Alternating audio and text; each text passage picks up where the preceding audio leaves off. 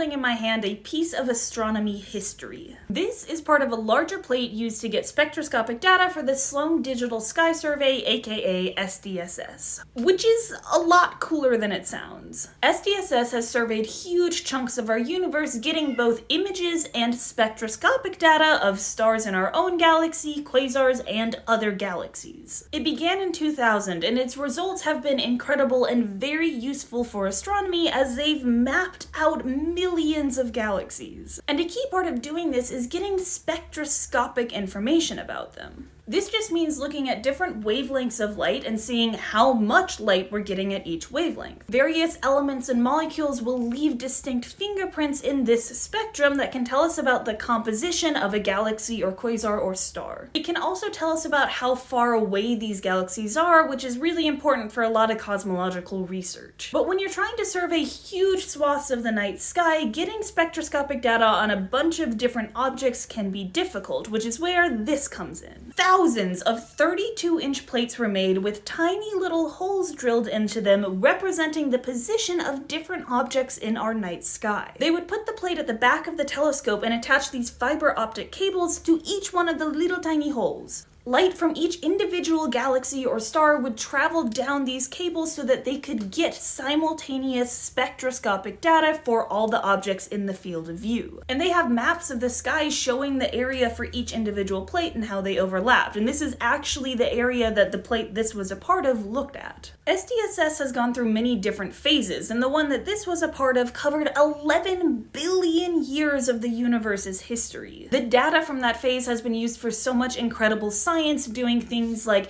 helping to pin down the rate at which the universe is expanding or the extent to which it's curved. And now I have a piece of all that. I mean, there were over 12,000 of those 32-inch plates drilled, so this isn't exactly super rare or unique, but it is cool. I think I'm gonna make it into a Christmas ornament.